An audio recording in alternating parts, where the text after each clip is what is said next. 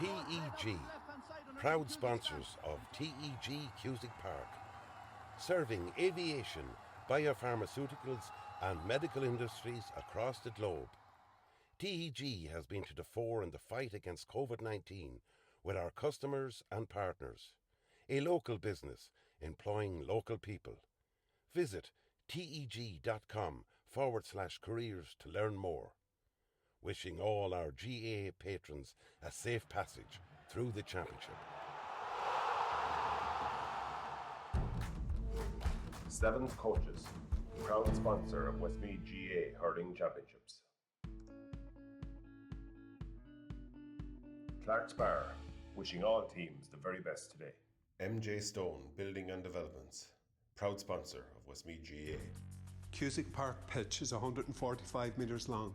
Imagine 3 of these bridge beams would make up the length of the pitch. Now transport 30 of them from Harney to Kildare. A challenge overcome by a great team with the support of a great community. My name is Pat Barrett, Project Manager, Shamarta Precast.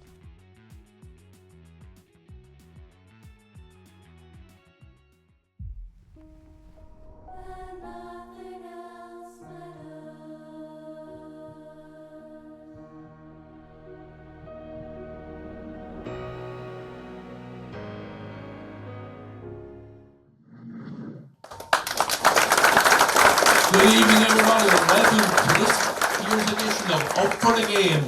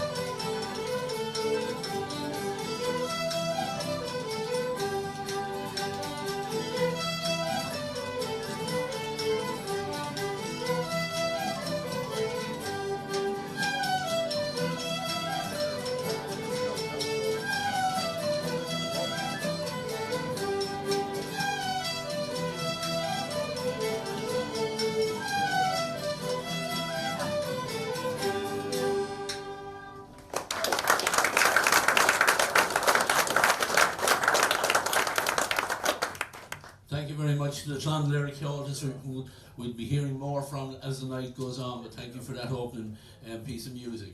Ladies and gentlemen, you're all very welcome here to the Annebrook Hotel. It's great to see such a large turnout from all the hurling clubs getting ready for this weekend's finals. Our first two men on the sofa, and if I'd known I was going to have these two men with so much hair, I'd probably got a haircut myself anyway, but you probably know both of them. Mickey Dan Murta, Clonkill manager, but maybe known more so for refereeing down through the years, and on his right hand side, Alan Leach from Turin. Lads, you're both very welcome. Mickey Dan, you must be very cross in the dressing room before a game there. You're very nervous looking there. You know, it's that down. You would have been nervous this time last year getting ready for that county final, were you? Yeah, look, sure, it's all part of the game, Ray. And like when you're involved, as in this tonight, it means you're not in the final, so bittersweet. Yeah, bittersweet. Yeah, but look, we'll talk with you and both of you about the various jams. We'll start with the Senior Hurling Championship. You came into the Clonkill job at the beginning of the year. You brought Brendan along with you, and I suppose we spoke in podcasts here in the year. We didn't know would Clonkill, come back again, or were they going to be the ones to lose out the same as they had been. But certainly, I'm sure you were certainly somewhat satisfied with how the year went. Yeah, I would have been satisfied enough, Ray. I was asked to do the job early in the year, and I actually had a job at a football club, and I got the call to see what was interested in Clonkill job. Straight away, I was a senior. More money. Well, yeah, your own club. So I was probably delighted to be asked to do it. So I asked him to leave it with me. I had a chat with Brendan. He was probably one of the main keys in my cog to come with me on the job. Like, there's not too many people in this room that has the knowledge of hurling that man has and the experience that he has. But he was a great man to have on my right hand side, and Paul Kennan as well, the two good men. But we came in probably on a downer. There was 7 or 8 young lads there. I didn't know them for Adam. That's been honest. I didn't even know their names. And there were 7 or 8 lads ended up playing on the first team. We ended up with 8 lads or 9 lads, I think, at the end of the Gales game under 22 years of age. Now you've played against obviously both these finalists at the weekend. You've seen them firsthand. You've been on the sideline. You've matched up with both managers, whatever. How did you get on in the 2 championship games against both the Gales? You had the Gales twice for your troubles the last 2 games, but so it probably first one was a little bit of a shadow boxing match, but a good semi-final, and they just about got over, I suppose, goal-win games, and there was only one that day, and unfortunately for you and lucky for them, they got it. Yeah, well, the first day was it 8 goals or 9? Or was it 5? Something like that, yeah. 4 and 3, was it, or 5 and 4?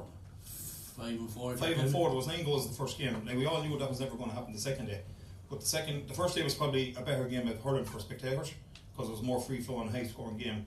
But the second game was going to be the way it was. It was going to be physical. It was going to be tough, and I know 12 or 14 of them Gales boys personally from being involved with Ballycamiley last year, and there's one thing about them is they won't give up and they'll give you everything. And sometimes heart and determination is very hard to beat against skill and stuff, and that's one thing they have. They have heart and determination, and they were a bit hungrier than us probably on the day, and with a few younger lads probably didn't have the experience. They had the experience of being in the final last year. They're very hungry to get back to a final this year, and there was nothing going to stop them, more or less the way they went through the championship. That's the attitude they had, that there was nothing going to stop them getting to a county final, and more luck to them, they're there. And I know you would have seen a lot of the championship games throughout. You were involved with your own club during the intermediate, but you would have seen, I'm sure, plenty of the senior games. I suppose one of the questions looking at towards Castown coming into this final is they've had 5 weeks of a break. Is that going to be detrimental to them, or how do you think that they've managed that out there?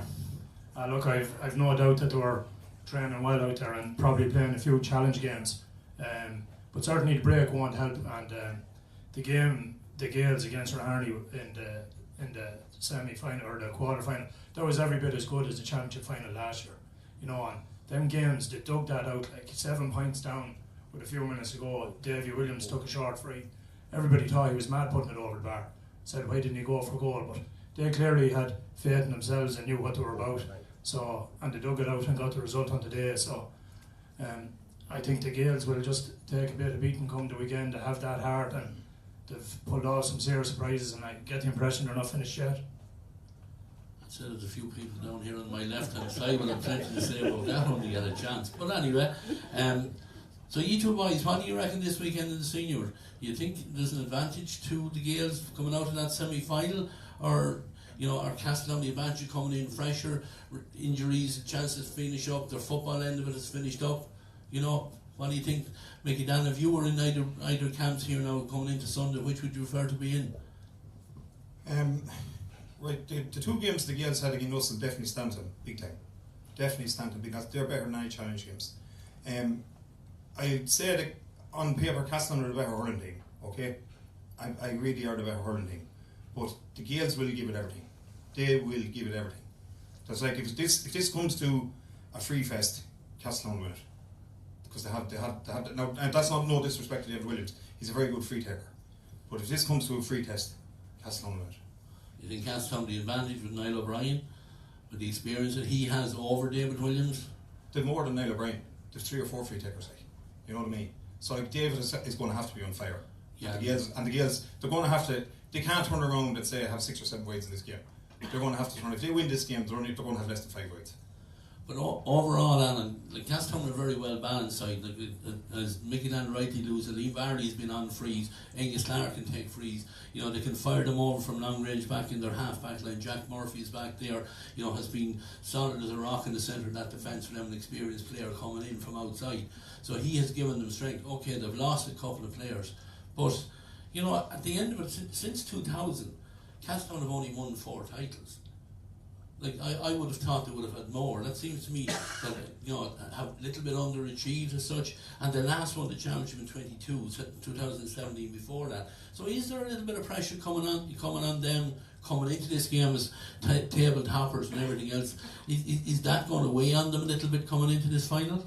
That probably will. I think over the last 20 years we've probably only had 3 different teams winning it, with and Castle Pollard won one there in between. But look, at the pressure's on them, but I still think the extra week there that the Loughlin and Gales guys had, the extra week there last week, that'll stand to them as well.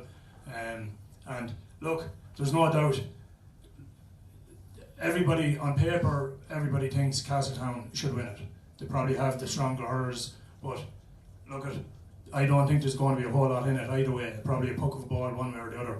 But look, probably the pressure is more on Castletown because they've won them, they have the experience. Everybody will see Gales perhaps as the underdogs, but we'll see how it goes on Sunday. Yeah, the Gales would have come into last year's final as underdogs as well, so I think the surprise element has gone from them.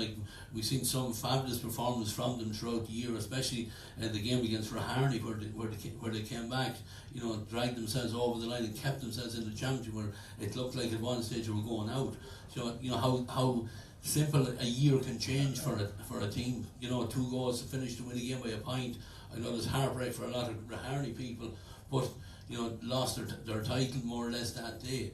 But the Gales are under a slight bit of pressure as well. They haven't won a title, I think, since 2002. So none of these young lads would have, none of their players really have a title under their belt. They were in a final in 2009, and the last time they were in a final up until last year. So it will be new to them as well. There seems to be plenty of hype out there. From what I see, Castletown seem to be just keeping nicely under the radar. Yeah, well, the one thing the Gales have done since last year is they're finishing out games. They're definitely finishing out games. They got caught in the county final last year, the last 2 minutes, last minute you could say. Yeah. Call a spade, it was the last minute they got caught. There's 2 this year with us. Game probably could have ended up a draw, but then the ball broke and the rest is history. Derek got a ball over the bar, 2 points. The first game could have been a draw, same thing. They finished it out, best by 2 points. They don't have again Raharney. They're finishing strong. That's one thing about them. They're finishing strong. If this game is in the melting pot, say a pint or 2 at the end, Castletown will want to watch out. I can tell you that now, because they are very, very dangerous when it comes to that situation. And a 2-point lead in hurling, as we know, is a nightmare. It's just a nightmare. And look, I don't be surprised, and Frank would like to hear this, don't be surprised this game is a draw on Sunday.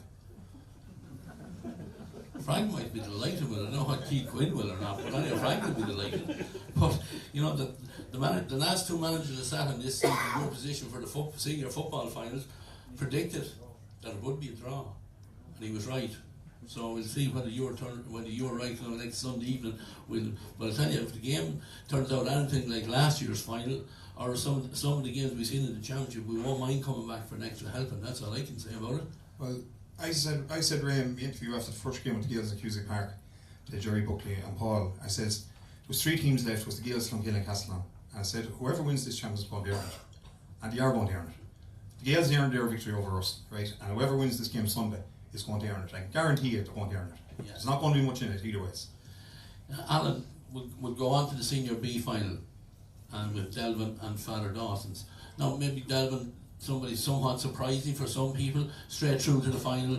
Dawson's ended up in a semi-final then against Ringtown, which unfortunately was delayed by a week, which probably gave the Dawsons that game of hurling a week later than they probably expected to get it. So would that be an advantage to them coming into this, or Delvin again have sat for the 5 weeks? I know they had a football final last week.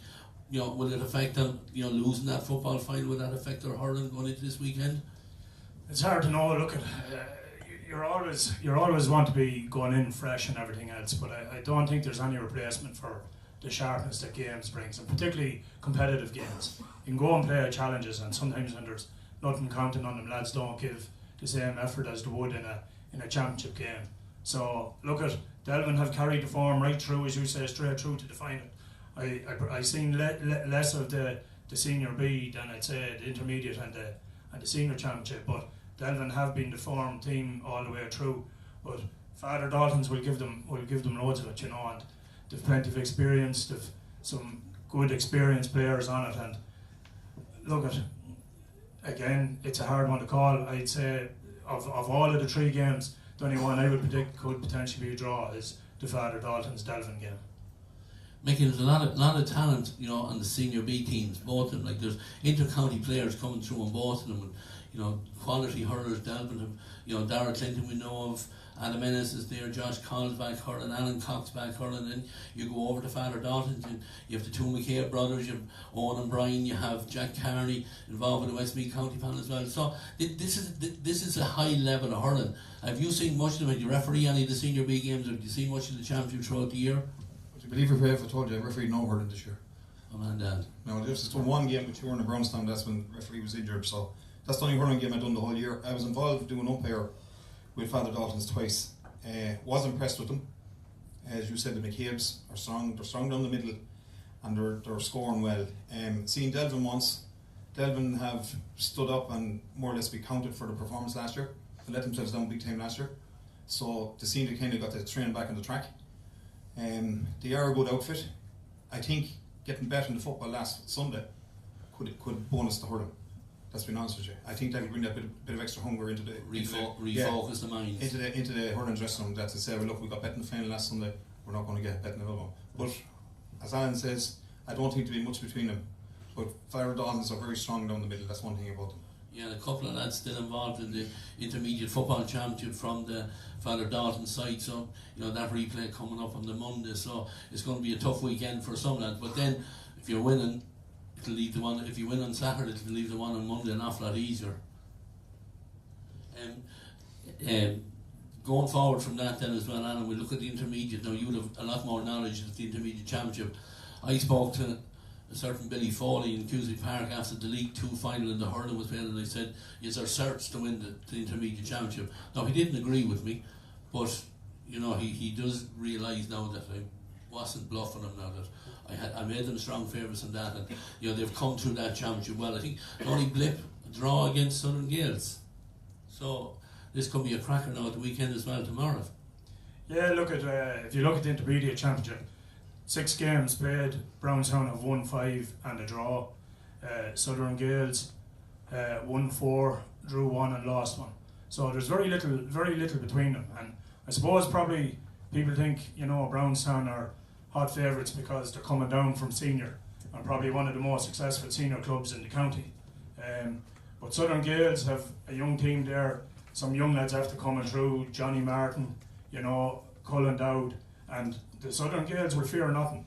And if we think back at the last game in Cusack Park, I think it was round 3, it was 113 to 16 points, and Sean Dowd scored a monster free to bring it to a draw. There was nothing in that game.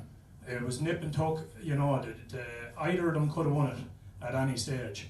So, you know, Southern Gaels will have that in their armoury. They'll know that they can do it. They can mix it with Brownstown, and look at, they'll be well up for it. I think a lot of people think Southern Gaels because they just haven't been there before. We haven't probably seen enough of them, but they'll be well up for it come Saturday. Like. Well, Mickey, Brownstown, as Alan alluded, I think 15 senior titles in total, you know, have slipped. It's easy happen, you know, lacking numbers coming through. But, you know, you go so far down and then you just get your shoulder to the wheel and you just start bringing it forward. And that's what they've done. They've gone to the intermediate grade, it's third level, but they're looking to bounce back in the first one. They've a couple of new players involved this year. Conor Shaw back as well with them. Scored, I think, a point in that game that ended up in a draw as well, a monster point, I think, to put Brownstown one up. But is there more pressure on them then for that, or is the pressure, you know, how do you see that affecting this one? There probably is, yeah. Realistically, they probably shouldn't have went down last year. I was involved in that game when they were playing Delvin in Cusack Park. I was a linesman at, and realistically, they shouldn't have went down. They had a chance twice to draw that game, and they missed it both times. So, are they willing, or are they hungry enough to get back? I definitely say so. As in pride for Brownstown Club and that. But these boys from Southern Gaels, I've been involved in matches with them as well, with Clonkill Intermediates and that, and they're very strong half-back line, full forward, centre forward, very dangerous.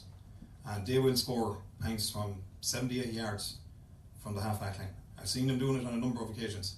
And if Brownstown lets that happen, they could be in trouble. But as Alan says, Brownstown are probably the form team in the intermediate. They were very disappointed to draw with Southern Gaels in Cusack Park the evening I was there. They said they underperformed.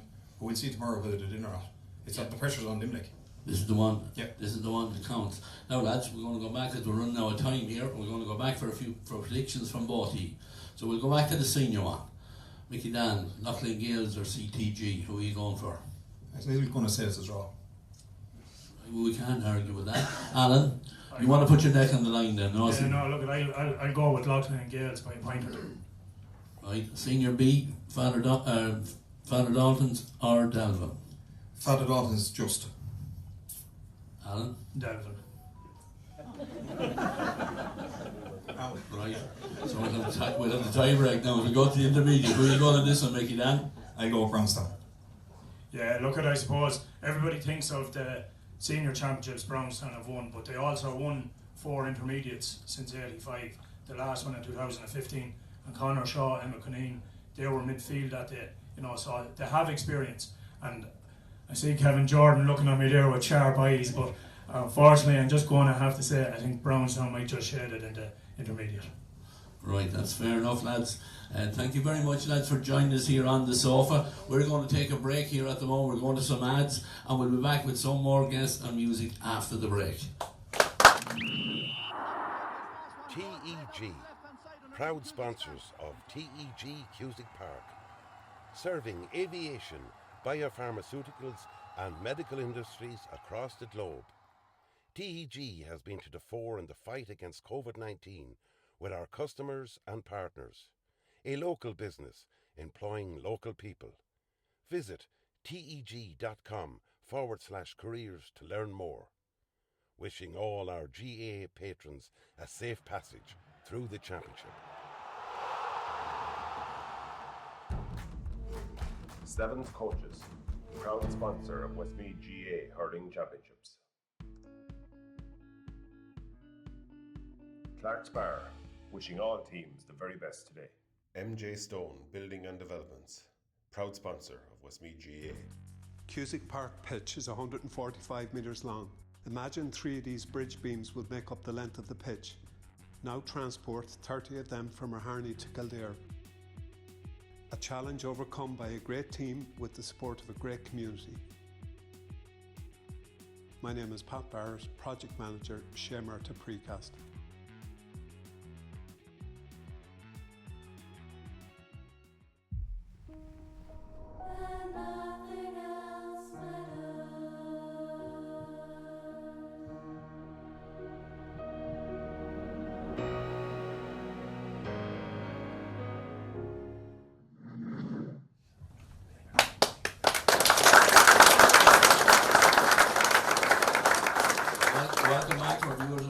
from the ad break, and I'm joined on the panel here now by the one and only our county chairman, Frank Mescal. Frank, thank you very much for joining me here this evening.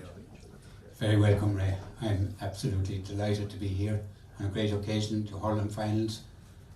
With 15 hurling clubs in our county, small number, we'll have 8 clubs represented in our finals this weekend. 8 different clubs, over half our clubs represented in the final. So that's brilliant to see.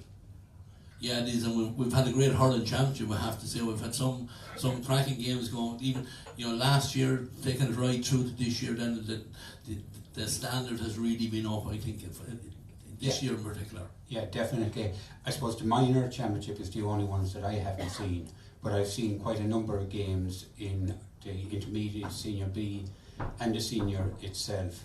And, all games were very close. The league table at the end, so many teams could have qualified. Really, really competitive. And the skill, I think, has gone up a huge notch from intermediate all the way to the senior.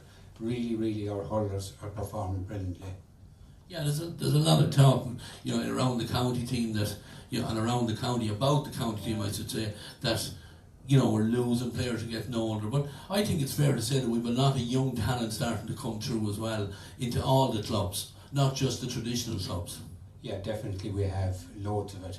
And you need the experience, you need the older lads to bring them in and bed them into a senior county setup, which can be daunting for young fellas. But yeah, we have loads of young fellas coming in there to challenge the older heads. And that, we've changed a manager this year. Joe Fortune was very, very good for Westmeath Hurling. He brought it to new levels. I hope Shorsha does the same. That certainly is his ambition to bring Westmeath to greater heights. And I'm sure the players will get in behind him and realise that the ambition he has is the best for them as well. Yeah, and that's something I just want to just talk to you about here. For a lot of us lay people here, you're now heading into the end of year 4 of your 5-year term. You've appointed a couple of managers along the route. Us ordinary people on the street, turn on Midlands Radio 3 or we pick up the Examiner, the topping, we see that a Westmeath manager has stepped down after his term is finished and he's no longer. So when that word goes back to you guys, what's the process, Frank, in appointing a new manager? Be it football or hurling, doesn't matter, I'm not individual case, but what is the general process for getting the right man? Yeah, there's a set process as regards the county board, and that we have to go before the county board, county committee I should be calling it, and we appoint a subcommittee generally. Now, as soon as that subcommittee is appointed, we meet probably the following night and we draw up a short list of who we think. But it's a very, very unscientific process. I've been involved in the appointment of 4 managers, and each of the 4 of them were totally different. Without giving specific details of that, but Joe Fortune's appointment, I had rang 41 potential managers at that stage. When we met Joe, got his name, met him, we knew. I brought Matty was with me for that, Cormac Boyle. We knew straight away he was the man for the job. Football manager, to replace Jack, there was no contest. Desi was the man. So we didn't even hold interviews. I went down to talk to John Keenan himself below in John's house. He agreed to come on board. That was plain and simple. Shorsha's appointment followed the traditional route of interviews and 4 good people in for it. And Shorsha got the nod at the end of it. The football manager, the recent one gone by, I describe it probably as a nightmare. I haven't counted the number of managers I rang, but we were very, very fussy, I have to say. And any top class manager that was out of a job, we rang him. And if he had the qualities that we were looking for, and we sat down and did a profile of what we would like our manager to be. But it was very, very long, drawn out process. We actually spoke, I wouldn't call it interviewed, but we spoke to 3 people at length in that process. But I really believe we got the right man and he filled our profile at the end. Yeah, no, that's fair enough. And I think for a lot of us out there, we don't know what goes on behind closed doors and how these people get the jobs. And look, at as far as the hurling is concerned, we wish Saoirse all the best. And hopefully we'll see him, maybe get a word with him over the weekend. I'm sure he'll be at some of the finals. As regards our football manager, we look forward on ERV-TV to getting our hands on him, and we'll give him a bit of a grilling as well and see where, what championships he's going to win for us next year. Frank, 4 years done, one more year to go. A lot has happened in the 4 years. We finally have gone round to maybe our centre of excellence, which is probably one of the biggest things that's maybe holding us back. A lot of people feel that anyway, but we have the ball rolling on the centre of excellence. Yeah, we have, yeah. I suppose 4 years gone. This time last year at convention, I was a bit despondent with myself, because when Billy said that he was resigning, I was vice chair. I had to ask myself, would I go forward for it? Would I be able to do the job? I decided I probably would be able to do it. Then what was I going to do? So I wrote out 2 pages of aims, objectives, things that I would like to put in place. It was looking very, very bad convention last year. A lot of unticked business, not addressed, not achieved. It's looking better this year, I have to say. So I'm reasonably happy this year. And that's talking about some of those things are very big, some of them would be quite small, some of them would be achievable, and sadly some are just not achievable. But that's fine. But you get a phone call the middle of the day, maybe late at night, and it just demands maybe a week, 2 weeks of your attention. And maybe it's just one parent, one family, but you owe that to that family because they're part of the GAA family. Yeah, and of course, as we all know, to put a lot of things in place, there's one thing that makes the world go round, and that's money. So that's going to be an issue that's going to be coming up as well, because the county are going to be facing different challenges. I think, if I'm right in saying that TG Cusick Park is going to get a little bit of an upgrade in the next short while, and I think there'll be a fundraiser going on for I presume bigger things then after that. Yeah, Cusick Park, after the weekend, we kind of hope to close it. It'll reopen for the Leinster Championship. We have visitors from Kilkenny in the senior end of it for our senior winners. But we plan to do quite an amount of work there. We have our centre, our home, I call it, down onto Robinstown Road. Will take quite an amount of finance to get going. That has been signed and all. We have a big fundraiser coming up for that. An apartment in Spain, plus €50,000 in cash, first prize, $250,000 prize money. We will be looking to the clubs to support that primarily. A lot of the sales will take place online to people that will have no interest in Westmeath GAA, but we will be looking for our clubs to support it. And look at, we had a move-a-thon, we had the quick games, and the clubs supported each of those brilliantly. And I'm sure it will be no different with this big draw that we call it. The clubs will support it, and the aim is to raise $1 million, straight million, to pay the straight $1,050,000 that we owe for our home. Very adventurous plans, and look, I think everyone that's here knows, from their own club men that are going in with county team, that it's a big obstacle that we have to travel away to the likes of Abbottstown, and you're begging and stealing and borrowing to try and get into club ground. So it's something that is badly needed within the county, and I think it's an adventure that shouldn't really have to be sold, because I think for the last number of years, certainly even from my time in playing hurling, it is something that we've been crying out for, and some of the senior lads are looking at them down the back of the room. It might come too late for them, but who knows, you'll have maybe looking after teams in it, and we won't be traipsing all around the country. So that's certainly something I think, Frank, it'll be pushed, and it shouldn't be a big sell to anyone, because I think we all know the urgency in getting that up and running. Yeah, exactly. And look at, I travel around quite a bit to the clubs, and the clubs are fantastic, and the infrastructure that our clubs have, they put us to shame as a county. You travel anywhere. I was down with Southern Gales during the year there, and the ambitious plans that they have to own their home patch and really develop that. And they're a forward-thinking club, but we need to be the same. We have underage development squads. This will be for ladies camogie and ladies football as well. We hope to have 6 pitches there in that, tied up with our 3G in St. Lomans, so we'll have 7. The County Council will be putting a pitch just adjacent to us as well, and we will have use of that too. Shamrocks are developing down near us, so look at it, it'll be a sporting mecca, that road there, and we really need to develop this. Will it win us the Atlantic Championships? I don't think so, not of itself, but will it be a help? Yes, undoubtedly. Absolutely. So when we get that up and running, the better, and I think everyone agrees with that. Frank, we're going to finish up here tonight. Quick word on the finals coming tomorrow and Sunday.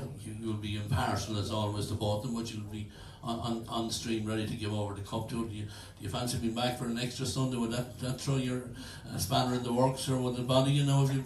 Ordinarily I'd love to be back, but with the replays and Keith in particular would be suffering most of it. It's been a very, very busy year for us, and finals are very busy days and that, but look, if it happens as a draw, I'll welcome it with open arms. The Southern Gaels, Brownstown, 2 different ends of tradition and of the county. And out of the county, yeah. It's one of the games. Last week we had Ballinagore Delvin. I wish both teams could have won that. Same with Brownstown, Southern Gaels. I wish both of them could win it. They both deserve it. The intermediate or the senior B, that I've seen quite a bit of that. Delvin, they shoot themselves in the foot. I think it's not the opposition at times, but I'm very impressed with Father Dalton's during the year as well. They have that hardcore, but Delvin have the hurlers. They're really, really skillful hurlers to win it. Senior final, the Gaels, never beaten, never say die, come back, they'll fight till the very, very final whistle. Castletown, the hunger is there. I think Castletown are a bit like Raharney. They don't like doing 2 in a row, so maybe this is their year. Fair enough. And just quickly, Frank, quick mention, I know it doesn't maybe come under your remit, so we have the minor hurling final, Clonkenna or Harney as well, and again a chance to showcase the underage talent that's coming through as well in that one, so we look forward to that one on Sunday early in the afternoon. Look, again, I didn't see any of the minor championship. I have to hold my hand up and admit that, but look at their 2 strongholds of hurling in Westmeath, and I'm sure they'll be very, very well coached. The minor football was a great final, and I'm sure the minor hurling will follow likewise. Yeah, absolutely. We all look forward to 4 crackers at the weekend anyway, that's the most important thing. Ladies and gentlemen, that's our County Board Chairman, Frank Meskill, who along with his own committee, Secretary Vice Chairman Paddy Wallace, Assistant Secretary Keith Quinn, Peter O'Marine, and all the committee that worked so hard. I'm going to leave you there on the seat, Frank, for a moment, and I'm going to go down now and I'm going to have a word with some of the club delegates that's involved with these games coming up the weekend, and I'm going to sit on Kevin Jordan's knee first here. No, Kevin, we won't put you to that. Kevin. All right, the Saturday 2 times when we were playing against Bridges. I never could catch you, Kevin. I will tell the truth. I never could catch you. Kevin, it's a big day for the club this weekend. Big day tomorrow. It is. It's a huge day for Southern Gaels. It's hard to believe, but it's 30 years since we were in an intermediate final and 38 years since we won it last. It's a long time. It's a long time. Well, come here. Frank has alluded to it there. You're a very progressive club. Big plans now to move into your own home and take hurling to a new level down at that end of the county. Yeah, we have ambitious plans there. We've got a bit of land, a few cattle on it at the moment, with the shorten the grass there and it'll be grand.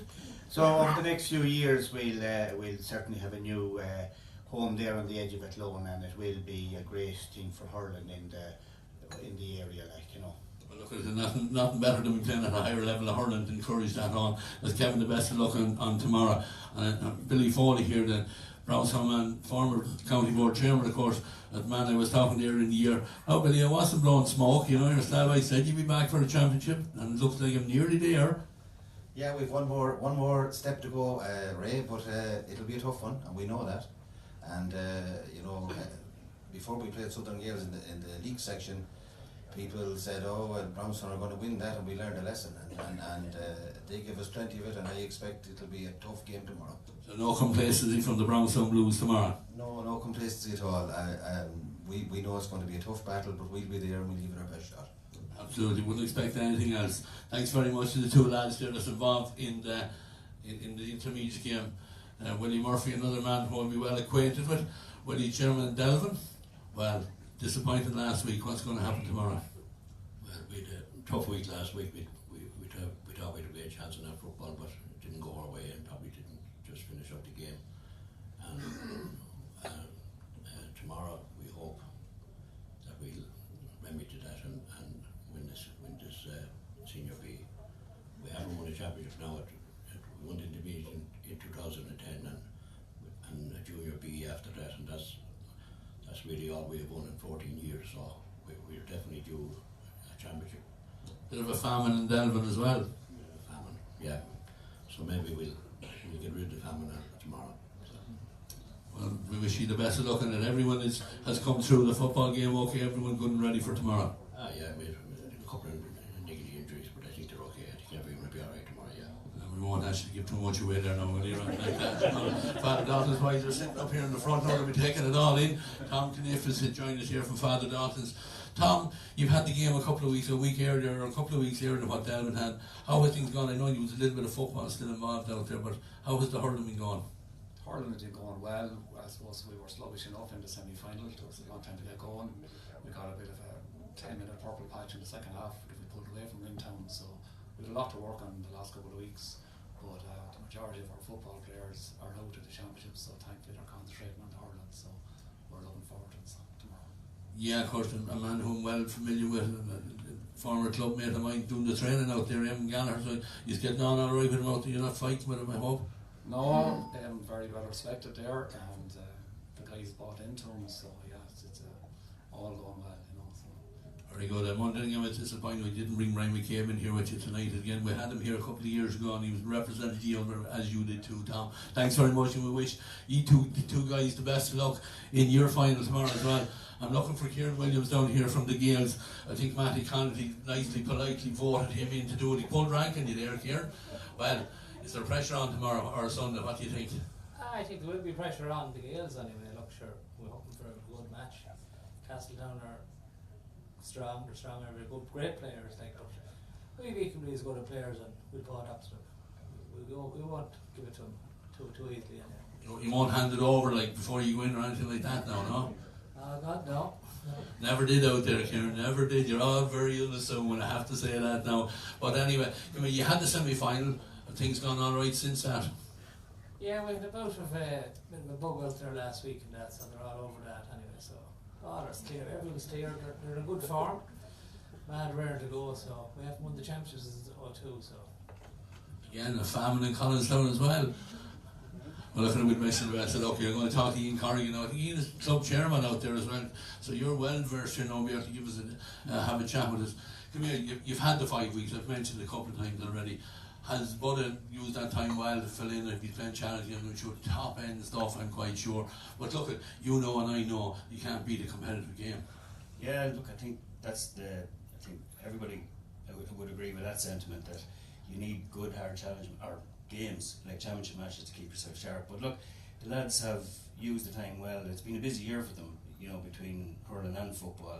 They've put a lot of miles under the clock, so I suppose the first couple of weeks were used to try and recover and, you know, get themselves back right, look after a couple of niggly injuries, and then the last couple of weeks have been just tuning up and trying to get themselves ready really for what they know is going to be a tough game now on Sunday. You know. Yeah, because you met the Gales in the semi-final last year and came out and maybe surprised you at the time, but for some, say, neutral observers anyway, on the wrong end of it. So you're certainly not going in with your eyes shut in this one. No, I think the last couple of years, if you look back at the championship, in my opinion anyway, the Gales have been a common team, you know, and have been steadily, you could see them getting better and better and better over the last number of years. So it wasn't a surprise to me anyway to see them, you know, having success over Castletown last year. I think I'm not surprised of where they're at this year either.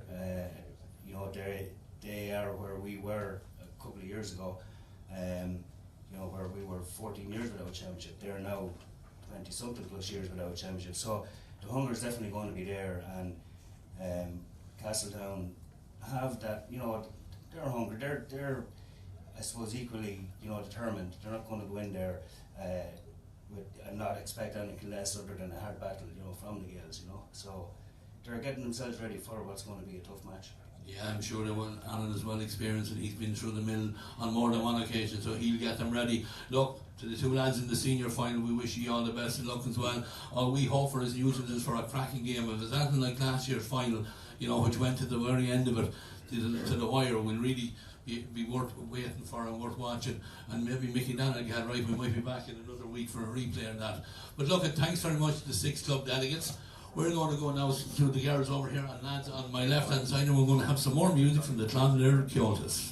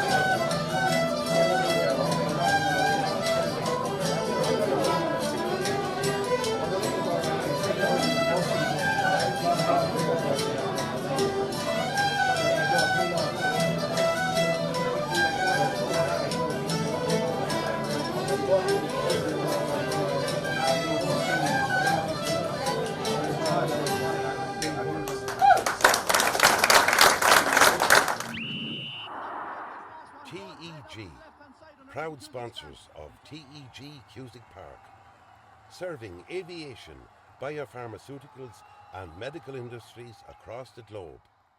TEG has been to the fore in the fight against COVID-19 with our customers and partners. A local business employing local people. Visit teg.com/careers to learn more. Wishing all our GAA patrons a safe passage through the championship. Seventh Coaches, proud sponsor of Westmeath GAA Hurling Championships. Clark's Bar, wishing all teams the very best today. MJ Stone Building and Developments, proud sponsor of Westmeath GAA. Cusick Park pitch is 145 metres long. Imagine 3 of these bridge beams would make up the length of the pitch. Now transport 30 of them from Harney to Kildare. A challenge overcome by a great team with the support of a great community. My name is Pat Barrett, Project Manager, Shamer to Precast.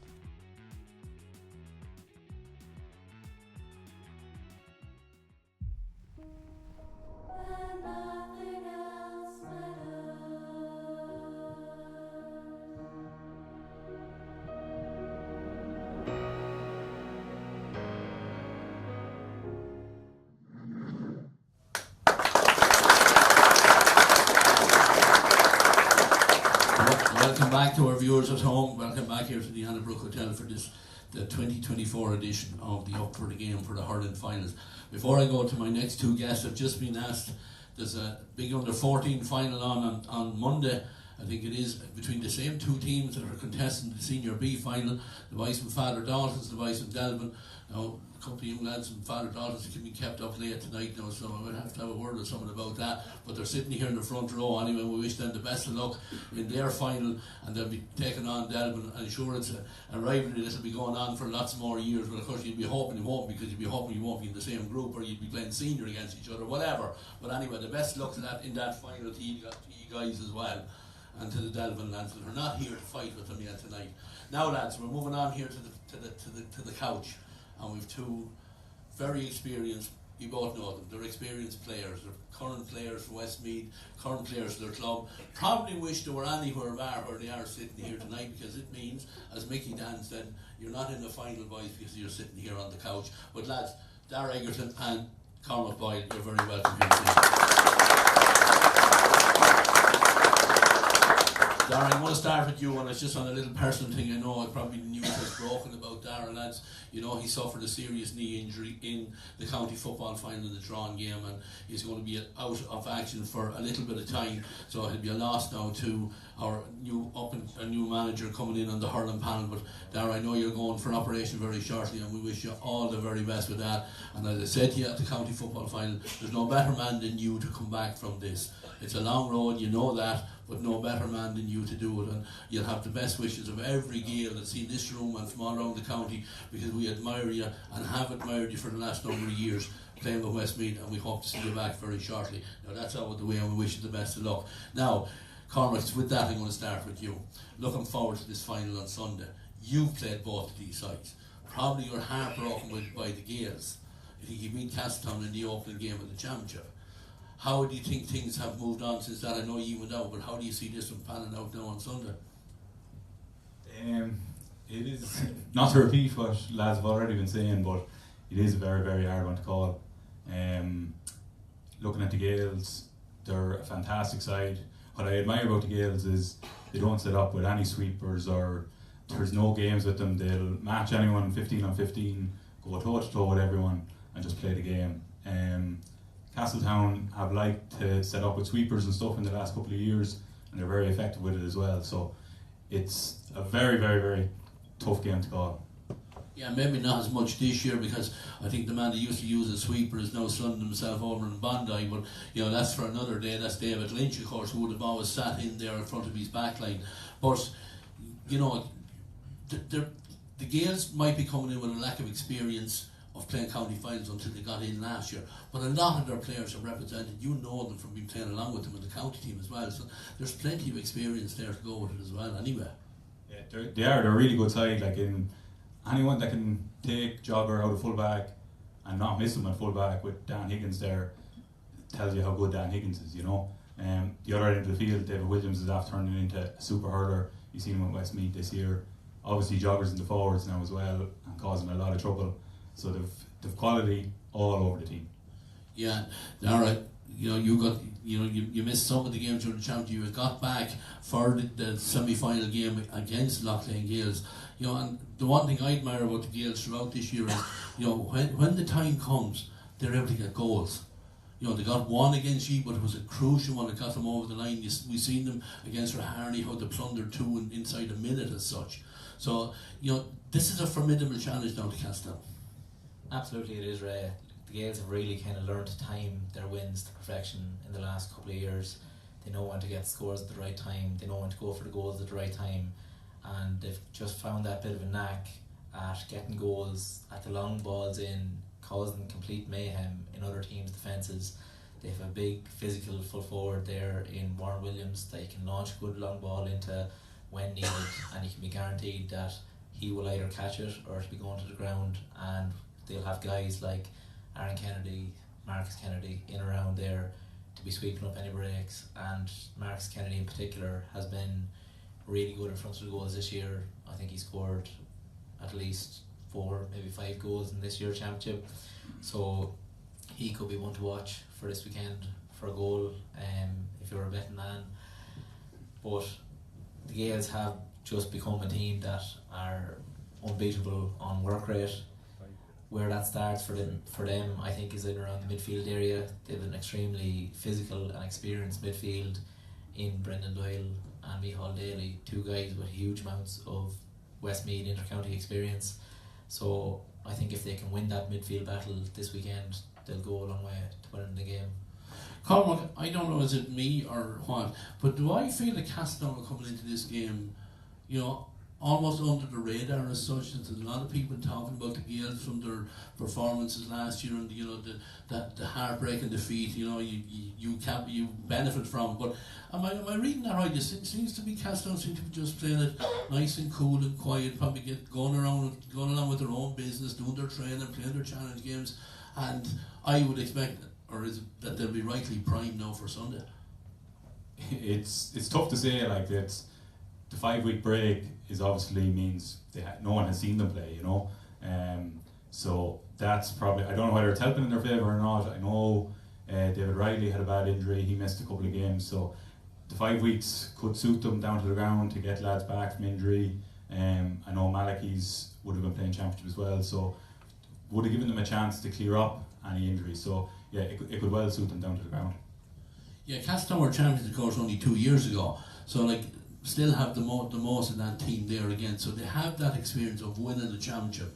They've added Jack Murphy to their panel this year as well. They've brought on a couple of younger players, even 1 or 2 coming up from the senior B team, Sean Jackson coming on their last group game.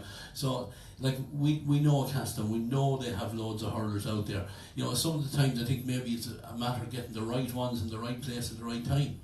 And Liam Varley's home as well from that team, so even though you said they lost David Lynch and a couple of lads, they must have met each other in the airport and came back the other way. So look, they're absolutely stacked with talent. In Angus, they probably have the best all-around hurler in Westmeath for the last 10 years. In David O'Reilly, I'd say they have the best forward in the county, definitely in the last year. So they've absolutely no shortage of talent. Yeah, and you haven't mentioned Niall O'Brien, you haven't mentioned the Murphys, you haven't mentioned Shane Slavin. There's so much talent there. You're right back to the Kieran O'Brien and goals right the way through. So the Gales on the other hand, then there's plenty of talent there as well. And I think one you mentioned, but David Williams to me has been an absolute joy to watch. The skill level of the young guy. He's small in stature, but he's absolutely brings huge quality to every game he plays in. Absolutely, from my own experience, Markham, he's a very versatile player. He's small, he's quick, great hands, and he can strike the ball very well off 2 sides. Found it very difficult to mark him this year, and it's hard to know exactly who Castell plan on putting on him on Sunday.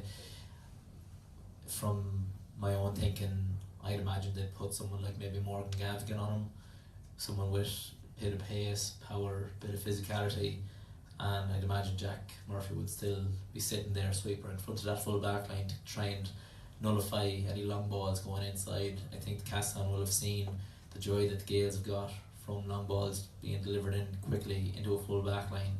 So I'd imagine Jack Murphy will sit in front of the full back line this weekend. Yeah, and you're saying there they'll have looked at it, and at this day and age, I'm sure both you guys do it involved with clubs.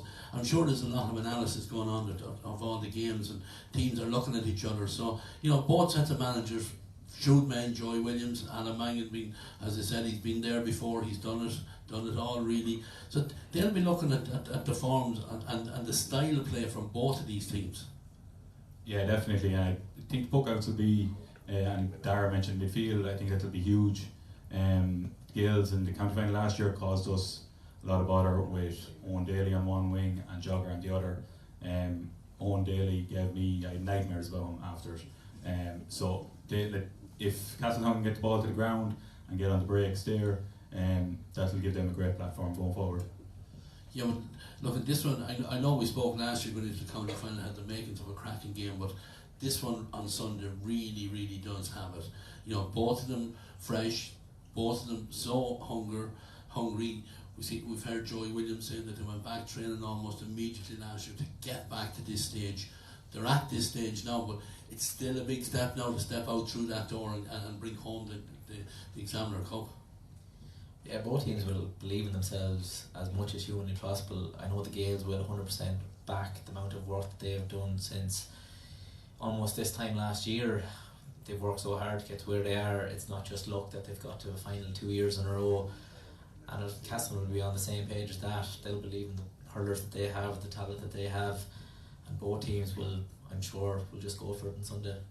Yeah, look, listen to the names being bandied around here now. It's really whetting the appetite of some of the matchups, and it has the makings of a crack. We hope the weather stays good for it now, and it'll lead to a cracking game. Lads, I'll move on quickly. Just get your predictions on the Senior B and the Intermediate. I don't know whether you got much of a chance to look at either of the games. Cormac, I know with Hardy playing Intermediate. We'll start with the Intermediate. Brownstown and Southern Gales. Have you any fancy to anyone, or do you know much about either of them? Only got to see a couple of the games that Raharney were playing in. It's no surprise to me that Southern Gales are there. I went down to an underage presentation that they did 5 or 6 years ago, and you can see the great work that they were doing then. So it's obviously coming forward. I do think Brownstown might just have a little bit too much for them in that one. Dara, I don't know if you've seen that when you were on your little bit of a sabbatical. Did you get to see many games, or do you fancy anyone in particular in this one? It's definitely the two best teams on merit in the final. You have to say that the two of them have been performing really well this year. I've seen Brownstown in a couple of games, in particular against ourselves, where they beat us quite well. They do have a serious amount of firepower there on that basis, but strong backbone with guys like Conor Shaw and their new recruit from Cork, Brian Gurn, this year. I do think they'll probably have too much power for Southern Gales. Fair enough. The Senior B, Cormac, you'd know, of course, lads from both of these sides involved with the county with you as well, but this again has the makings of a ding-dong match, and again I think it's fair to say with the two best teams in the final of it as well. Yeah, definitely two best teams in the final. I know Eamon Gallagher is over Father Dalton's. He was out with us for many years, so I know he'll definitely have them fired up tomorrow. With Delvin, they surely have to be hurting after the couple of finals that they lost in a row. It's a very, very tough one to call. That's the one I'm going to say might end up in a draw this weekend. Dara, I don't know what you know, but again, you know the lads, you've seen them, you know how they play as well. Again, a cracking game in prospect. Absolutely, I've managed to see Father Dalton's play just as it turned out a few times this year. Incredibly goal-hungry team with extremely fast, powerful forwards in Owen McCabe and Sam Maxwell especially. When they get the ball in their hand, they're extremely hard to stop. I think Delvin will probably have to sacrifice one of their stronger defenders, maybe in Alan Cox or Adam Ennis, to mark Owen McCabe, because he can't be left too loose, But just on the few games that I have watched, I find it hard to back against Father Dalton's. I think they have too much forward threat. Yeah, look, lads, we're going to just nail you to the cross here now. We're going to get predictions for the three champions, or the three championships. Cormac, I'm going to start with you now for the three of them. So we'll start with the intermediate. Brownstown for me. Senior B. Draw. And the senior. Don't say a draw. No, I'm going to give a tentative nod to Castledown. That's probably because you're afraid of Niall O'Brien and Angus Clark and what they'll do to you. That's fair enough. Right, Dara, over to you, intermediate game. I'm going to go Brownstown. Senior B. Fanner Daltons. And the senior. I don't think my grandmother will be too impressed if I'm back against Castledown now, so I'm going to go Castletown. Fair enough, lads, fair enough. A bit of a fan club down there anyway, they're agreeing with you anyway. Willie Murphy has no chance on Sunday again, or Saturday again, which I'm sure that's not the first time and it won't be the last time. You'll be well up for that challenge. Of that I have no doubt, and if Father Rottens are going to go back to senior, they'll learn it the hard way, same as in the intermediate. It'll be a cracking game, and that's how we hope for as well. Lads, we'll thank the two lads for joining me here on the sofa. We're going to take another ad break, I think, and we'll be back then with our last group of analysts and our group of guests before we finish up. So for now, we're going to go to ads.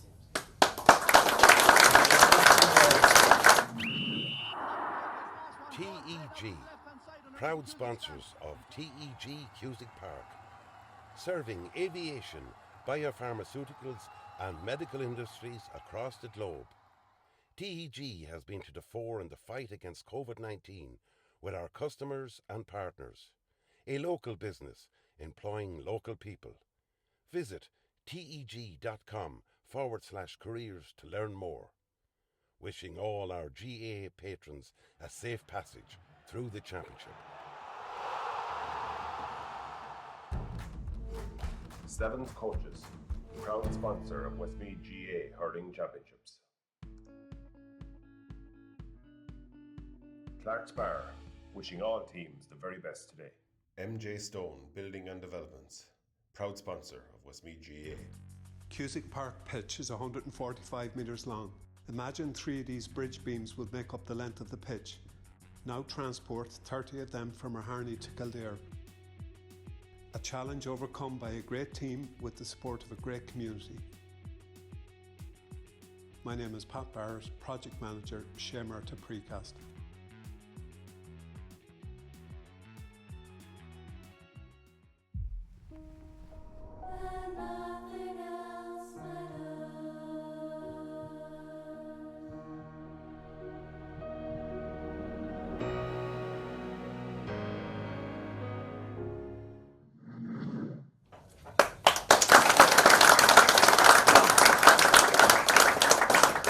Back to the Annebrook Hotel, where on the couch in the hot seat at the moment, and on my right hand side, on the far side, Paul O'Donovan, editor with Midland Topic.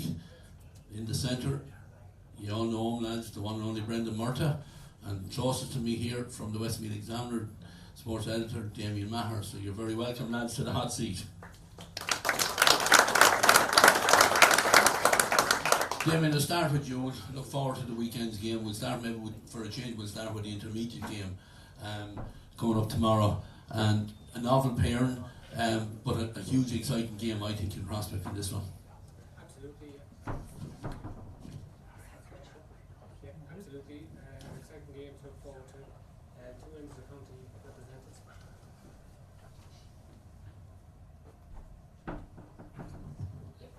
Sorry? Yeah, absolutely. An exciting match to look forward to. Two ends of the county represented in Southern Gales and Brownstown. Good match in store. They met already earlier in the championship and a draw played out. Maybe the clue here is probably in the league table when you look at it.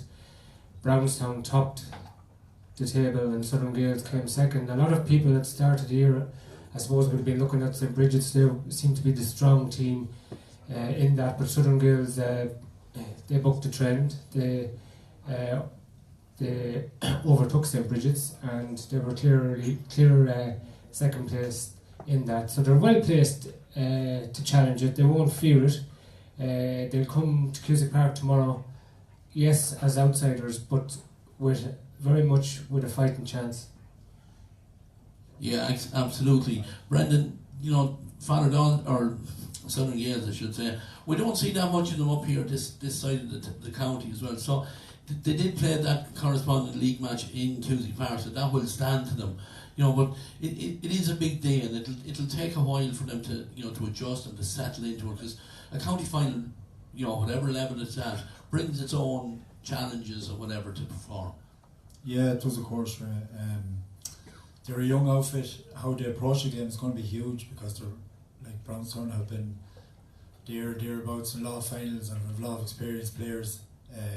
Lads that heard of Westmeath over the years, Red Gilson and Conor Shaw, you go through them, young Leonard there, but I've been involved with Clonkill this year. I was involved with the intermediate games for both games. We obviously got weakened with a lot of our own lads, but Brownstown blew us away that day. But I was very impressed. We played Southern Gales in Southern Gales earlier in the year in the league, and we had pretty much a full panel of intermediates that time, and it ended a draw. And the skill level and speed, young lads doing the right thing with the ball, and I was very impressed with them that day. So if they turn up tomorrow and they stay in the game, I will give them a chance. I know Brownstown are obviously favourites, but look, at the final takes. You don't know what way it's going to go. It depends what way teams approach it. But I do give them a chance. If they can stay in the game, stay with Brownstown, and stay with their scoring power, as Dara says, I give them a chance. Yeah, Paul, you've covered a lot of the games, I know, from talking to you down through the year, and the intermediate level as well. But Brownstown have that little bit of pressure coming into them. They were relegated last year. It's like every club, I think, that goes down the division, they're always hoping for the bounce back the first year. They've strengthened, I would say, since they were relegated last year. They're certainly a stronger looking outfit on paper this year. I seen them only a couple times during the year, certainly seen them in the league final, and they look very impressive to me at that stage, and it looks like they'll carry the form through the championship. Yeah, absolutely, Ray. Just come back to the setup. We're probably, comparison maybe to the intermediate football final last week with Gary Castle and Milltown. Gary Castle coming with all that tradition and the senior titles, and Milltown coming from a very small area to their first final. And this time we've Southern Gales, who are looking to get their first intermediate title in years, and you've Brownstown, who have so many senior titles, but such a long time ago. The only difference is Southern Gales coming from a big population from Athlone. Probably when you step back, probably should be doing more. There's a small crowd behind Southern Gales. Kevin Jordan there, but they're very passionate fans, and they'll bring that tomorrow to Cusack Park. I think Brownstown have been playing very well, and as you say, they've strengthened. I think the one area they've strengthened, I think Brian Guerin, has been a huge addition to them. Playing football with Shamrocks, hurling with Brownstown, but he's been a real addition to them, and he can make a big difference. Jamie Fitzsimon is there in the freeze as well. Misses very little. It's a big day tomorrow. Southern Gales, the three Dowds, class players, and Kieran Duncan there at full back. They won't be found wanting. There won't be much in it, right? Yeah, and that's what we're hoping for a cracker in it. Damien, going back to Southern Gales, they've kept the flag flying down at that end of the county for a long time, getting no real credit for it. But as in the last few years, I think Cormac alluded to that, presentation underage, and they're making progress. And I've seen their underage teams in the last couple of years, and some fine hurlers. You can see there's a lot of work being done down there, and that's what it boils down to. You've got to put in the work at the lower level. Yeah, terrific, and great for people like Kevin Jordan.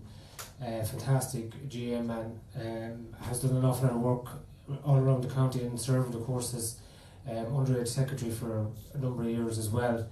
So the young Dowds, Sean, Fionn, great players too. Their dad Enda was a fantastic coach. So it's a difficult challenge for Southern Gales. Being in Athlone, yes, it's a big area, but hugely challenging there with other sports, and competition with other sports very serious, and not really a traditionally strong hurling area. So to be coming to Cusack Park tomorrow with a great chance of winning an intermediate title is, it's a fair achievement for everybody involved. Yeah, and then of course, Brendan, Brownstown bringing its own pressure with them as well. They'll be coming, and a lot of the names were mentioned. It just struck me there that a lot of their fathers have medals before them, but a lot of these young lads don't. So they'll be hoping to get one foot on the ladder, get back up to Senior B, and try and make progress through there. But that in itself brings its own pressure on them tomorrow. Yeah, it does, of course. And just talking to some of them, the feeling was that they shut them down last year. And the hardest thing is sometimes to bounce straight back up, and that does bring a little bit of pressure on its own. But look, it's again, there's no denying the hurdles that they have, and they have been very strong. But during the championship, the only game that they did slip up was Southern Gales, so they know each other very well. That's one thing for definite. They're after playing a good few times this year. So, look, we'll see. It's obviously Brownstown with the hurdles they have are going to get the nod, but it should be an interesting one, right? Yeah, absolutely. Paul, we'll move on with you to the Senior B. Again, very interesting match-up here with these two teams as well. Delvin just struck me there as well, involved with Brownstown in that relegation game last year, and have really turned it around out there to qualify straight to a county final this year. So great credit due to the lads out there for turning it around. But again, Daltons were so impressive the last time they were up in the senior, so they're coming down as well, hoping to hit the ground running and bounce back up into the senior, have another crack at it again. So again, pressure on both of these sides to deliver this weekend. Yeah, absolutely. Again, should be another great game, and Daltons have been really impressed with them. How strong they're, a very strong, powerful, physical outfit, and bring great intensity to the game. And Owen McCabe's been outstanding for them this year. Just a class act there, and Delvin. I've seen they've been involved in some great games, and they won't be found wanting. Disappointment last week for them in the football, but Dara Clinton, when he's on form, he's top class. Alan Cox too. Dean Ennis, there's plenty of class there in Delvin. Damien, yeah, we can only say so much about these games, but they both have quality in it, and Daltons have the experience maybe of just after playing senior, but it's not that long ago since Delvin were up playing the senior ranks. So there's experience on both sides. Maybe it's unfair to say pressure on either team, but both of them are going into this final tomorrow, and both of them want to win it. Both of them expect to win it, I would expect. Yeah, and they have every right to approach that way and to feel confident about their chances. Delvin, I suppose, a little bit like the intermediate with Brownstown and Southern Gales. Delvin probably coming in here carrying the favourites tag. Dalton's well capable of matching them. There wasn't much between the sides when they met in the group stages, and one of the things that's kind of fascinating between the two is the number of goals that they've managed to score. So maybe that could be the clue tomorrow, who can take their goal chances best. But yeah, cracking game in store. Yeah, score fest hopefully. Brendan, we'll go on now. We'll talk about the senior championship game, senior final. You've obviously seen both these up close. You've played against them recently enough as well. Gales were our surprise package last year. They broke the sequence of knocking one of the top three teams out when they got into a county final. They were so unlucky to win it, worked hard to get back to it. But then Castledown are coming here, county champions only 2 years ago, have never been far away from it. But how do you see this one going now on Sunday? Yeah, sure. Look, yeah, go on. Tell it as it is. It's really hard to know. Castledown, we've met them in plenty of finals over the last 10 years. There's no denying the hurlers they have, and it's all about, for me, it's if Castledown turn up on the day, they're getting a lot of shots in the middle third. They're scoring a lot of points. They're scoring up to 24, 25 points. Now that doesn't mean they're going to do it tomorrow, but the Gales have to stop that if they are to have a chance to win the game. They have to go down the shots. Just looking at stats through the year, just working on my own club, Castledown have done that against every team, even Raharney in the first game. So they're very good at moving the ball through the hand. The modern game, they do have a sweeper. Clavan, I'd say, probably will be doing it again tomorrow. I know Dara was saying Jack Murphy will be doing, but I can see Jack on David Williams.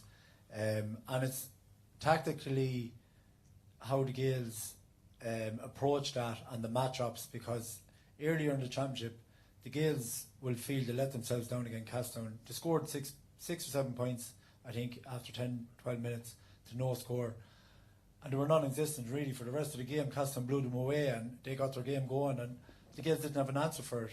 Big match up there was Johnny Birmingham and Jogger Doyle. Johnny, I think, got man of the match that day, so I can see that that match up again.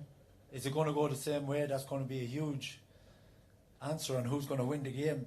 Them two boys, because they're two huge hurlers for county and club. David Williams, you go through the matchups throughout the field. Owen Daly wasn't playing earlier in the year. He's back, performing very well, winning ball and being dangerous, being a nuisance like he was in the final last year. But for me, if the Gales can keep the shot count down and if they can get goals, they'll definitely have a chance. But if Castletown get into their stride, I think they're going to struggle. Let's be honest now. Yeah, and you know, when Castletown open up and play the hurling that they're capable of hurling, they can take it with the best of them. In fairness. Yeah, that's right. I think it was Mickey Dan that said it earlier here. I think he said, I think we know Castletown probably have the better hurlers, certainly have the more stylish hurlers there. You look at Angus Clark, David O'Reilly, Niall O'Brien, lovely, classy hurlers. When they're given space, are the Gales going to give them that space? That's the question. Tight marking.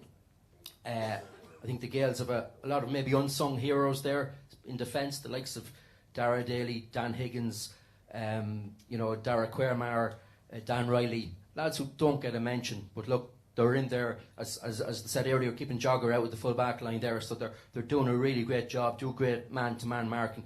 And one thing for me was that the main thing for the Gales is that the bounce back so quickly. The way they lost the final, Gales, last year, the last seconds, having waited so long to get to a final and so close to winning the title, conceding that last minute goal, it would have been easy for them to throw down the towel and say, look, we'll leave it till later. But they were back when Joey Williams called them back training. They were back straight away. They're in early. They're really hungry for this. They're huge training sessions from early in January, and they're really hungry out there in the Gales. So it's the hunger of the Gales against the kind of stylish hurling from Castletown. That's what we're going to witness now on Sunday, I think. Yeah, Damien, it has on paper the makings of a cracking county final again. There's so many talented hurlers, so many lads with the inter-county experience. We haven't even mentioned Derek McNicholas from the Gales yet, who we'll look forward to see whether he starts or whether he comes in and tries to make an impact as a sub. But talking to people here from the various clubs, not only just from the Gales, but I think a lot of people would be delighted to see Derek finishing his career with a county medal. But there'll be a lot of people out in Castletown that won't be sorry if he doesn't end it. But there's so many stories to this on both sides, and so many things to look forward to. Yeah, and that would be absolutely a fairy tale ending, and destiny is a funny thing and all of that. I don't think anybody in the county would begrudge Derek McNicholas' senior medal. What a fantastic talent and what a fantastic servant he's been to club and county for any number of years. But Loughlin Gales, just like last year, they have it all to do. They're up against a serious outfit in Castletown, no doubt about that. Last year they weren't found wanting, and I would expect the very same on Sunday. They're going to have to. I think they're going to have to get the tactics are going to be fascinating. And listening to Brendan here beside me and Dara earlier, two very perceptive guys, intriguing stuff. But I think the Gales are, Tommy Doyle is a key man. What do they do with him? Do they hang him back in defence and play cagey for a while and then look to move him forward? He had a great game going forward last year in the final when he came within touching distance of winning it. So there's a lot of similarities to last year, and they won't get to drop their guard for a split second. If they do, Castletown are a very, very slick outfit. Look, a lot of people say it's difficult to call. It's not that difficult, really. The Gales have to come and produce the performance of their lives to win this. Yeah, Brendan, like Damien said, just the matchups are going to be crucial. If you're at home in either club now and you're looking at both sets, would you be able to match up? Have the Gales got the matchups for all the Castletown's players? Have they enough matchup for their forwards? How can you see the Jogger impacting this game? If he plays a wing back, is he on the periphery? Castletown target the other side of the field with puck outs. How do the Gales get the best out of the Jogger to win this match? Yeah, Yeah, like it is a headache when you go through the talent that Castletown have. Liam Vardy, which would always been maybe a half back for them over the years, is now hurling centre forward. He's a ball winner and he's a very intelligent hurler. He'll spray it around. He mightn't be the one that'll be on the score sheet, but he'll do the donkey work to get it there, you know.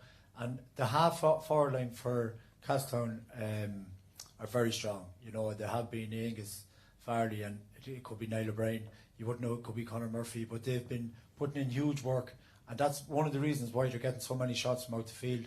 And they are going to have to be nullified, like the hurlers, all county hurlers. And then of course Jack Gallagher and young Riley inside, like they're no slouches either. You know, they've been very good.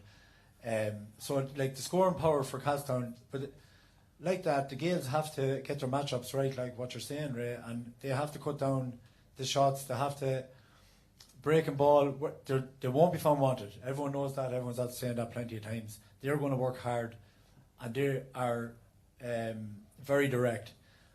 Talking about Jogger, you could see Jogger starting the edge of the square. You know what I mean? I'd say the Gaels know that they need goals to win this game, and I'd say they are going to go for goals. And they have belief that I think they didn't have last year, and maybe didn't close out the game last year. They seem to be bringing that little bit of belief this year.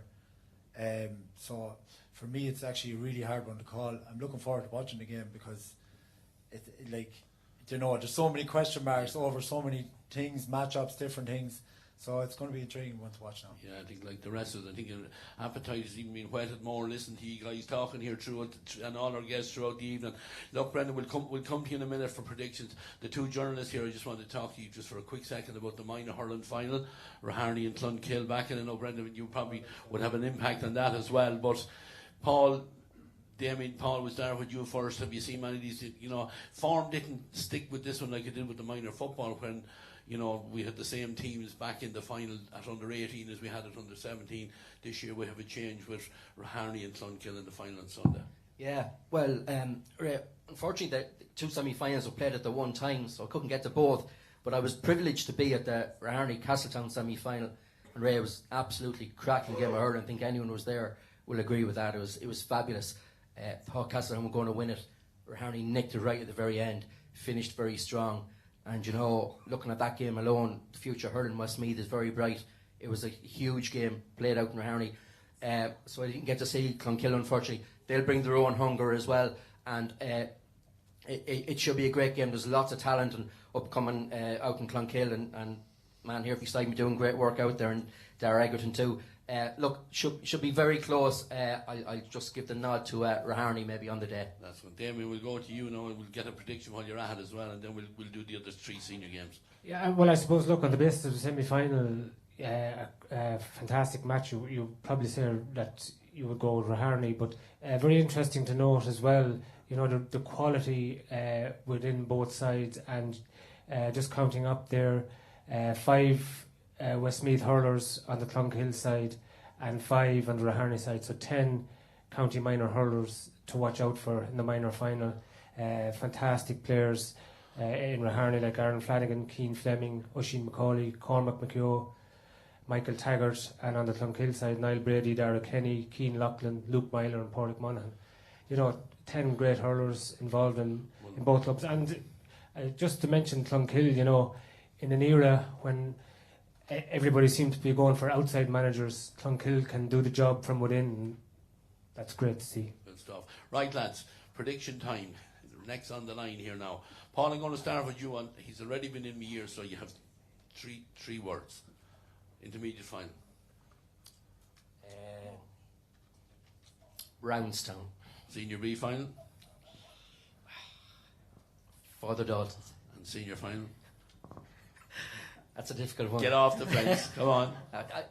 Annette Bennett killed me for going against Castletown and my own nephew the last time in the intermediate final. She won't let me forget that. Milton Pass won it. I'm just giving a very, very slight nod to Castletown. Just. Damien, we'll go to you first. Intermediate final. Brownstown. Senior B final. Galvin. And the senior final. Castletown Gagan. 2 for Castletown. Right, Brendan. You have the Castle vote in this, right? Intermediate. Yeah, I'll just give Brownstown the nod. Right, Senior B. I know it's been, I'm not going to say a draw, it's been said enough, but it's, I'll just give Dalton's nod on that. And the senior one.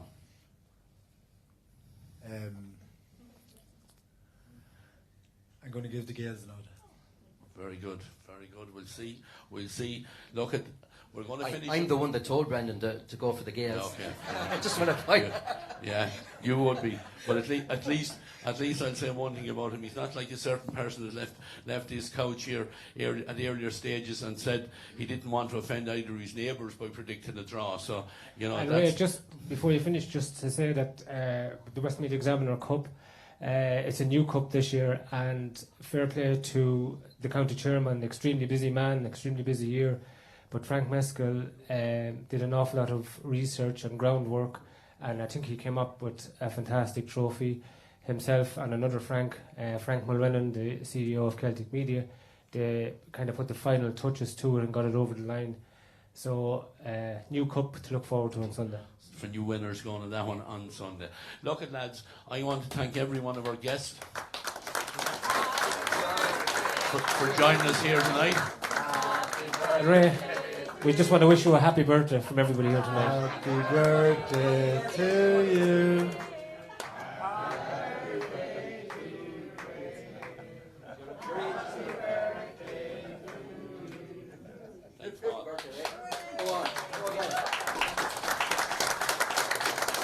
And while we are congratulating Ray, I think it's fair to say that over the last few years he has been doing fantastic work, and especially at this gig, but great service also with Eirvy TV and his commentary and all throughout the year. So what a great servant Ray Gavin. I'm embarrassed now, Damien. Ray, I don't see a number on that there. I took the number off, Brendan. I took it off. Let me tell everyone, there's not enough room in that cake to put the candles on it. If you want one for each year. But anyway, Brendan, you know what age I am anyway. I know how you do. But anyway, lads, thank you very much for that. I wasn't expecting that, and that's Marie Line. I'll have a word with you later on. Don't you worry, lads. We're going to finish up here tonight.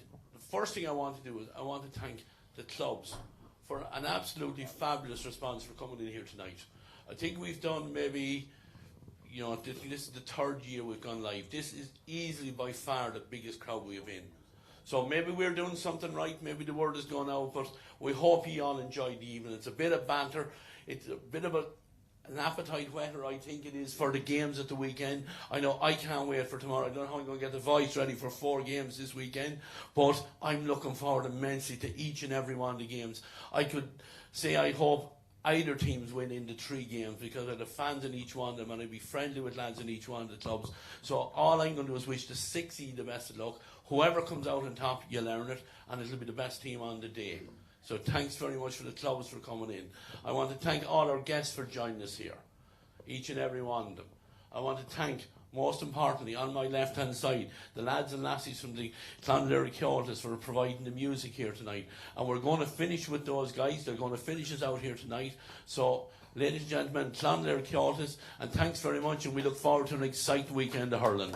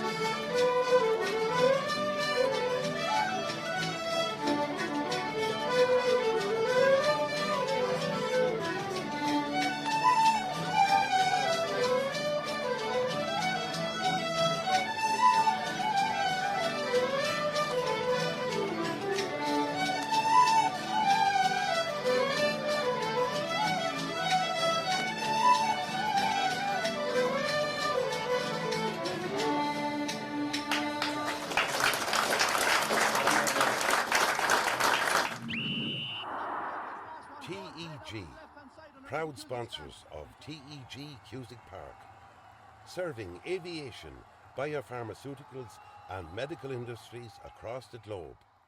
TEG has been to the fore in the fight against COVID-19 with our customers and partners. A local business employing local people. Visit teg.com/careers to learn more. Wishing all our GAA patrons a safe passage through the championship. Sevens Coaches, proud sponsor of Westmeath GAA Hurling Championships. Clark's Bar, wishing all teams the very best today. MJ Stone Building and Developments, proud sponsor of Westmeath GAA. Cusick Park pitch is 145 metres long. Imagine 3 of these bridge beams would make up the length of the pitch. Now transport 30 of them from Harney to Kildare. A challenge overcome by a great team with the support of a great community. My name is Pat Barrett, Project Manager, Shamer to Precast.